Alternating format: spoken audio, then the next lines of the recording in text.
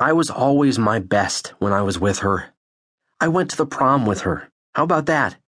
Even after it happened, I couldn't fully believe it happened. I would be happy to one day have my headstone read, "Born, died, went to the prom with Gigi Boudakian."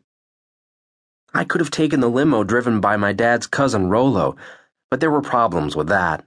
Rollo, being a professional limousine driver, had most likely seen everything a human can possibly get up to and would hardly notice me, and if he did notice, probably wouldn't tell. But then he might, and if there happened to be any damage to his car... Which is not to say that I had any intention of getting involved in unseemly behavior that would get me in hot water, even with my very forbearing dad during the night of my once-in-a-lifetime senior prom. But I could hope. And Hope's name was Gigi Boudakian, and we were not in love at the time. Or rather, she was, but it was with an Air Force man named Carl, stationed a short but inconvenient plane ride away, who could not get back to enjoy the festivities, and so sent word that anybody else who attempted to would have their nuts blown off with a U.S. government-issue rifle. I was safe from that, however, because Carl and I had been friends for exactly as long as Gigi and I had been friends, which was a trustworthy long time. Gigi's father, who was a well-known, well-connected major-money carpet dealer in town, was understood to have pretty much the same feelings on the matter, only substitute ceremonial sword for rifle, while the nuts part remained unchanged.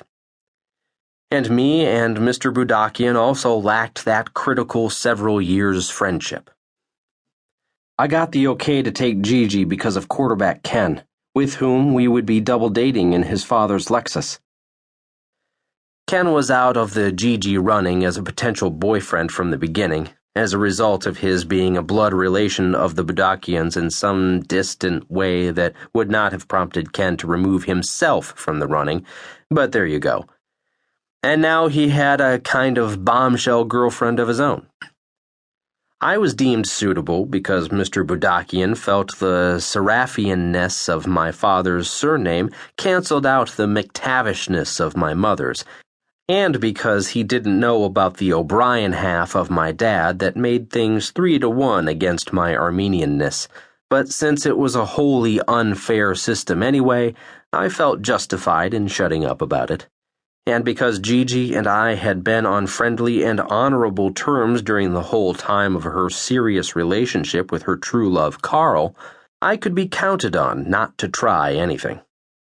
I tried everything. Within reason. I am a gentleman.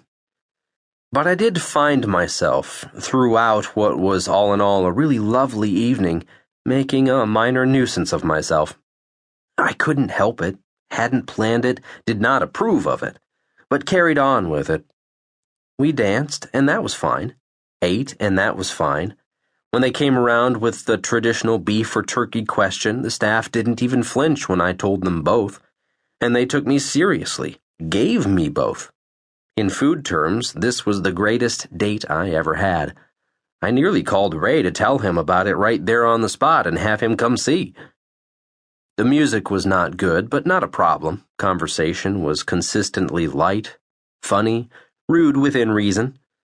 Everybody I knew was there. Everybody dressed to the moon.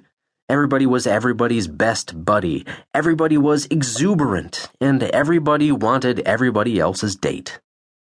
Except me. I couldn't even imagine wanting any other date on this night, and I have a pretty buzzy imagination.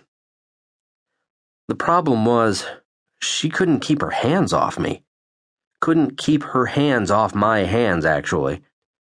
When we danced, her hands did most of the dancing, flittering up and down her back, sides, hips, pursuing my hands like squirrels chasing each other up and down a tree. Somehow it seemed every place I put them was an inappropriate place, so I had to keep moving them. And then the way I was moving them became the problem, so you can appreciate that Gigi Boudakian was being a little difficult to deal with. At the table it was more of the same. She was holding my wrist with one hand while holding her idle fork with the other.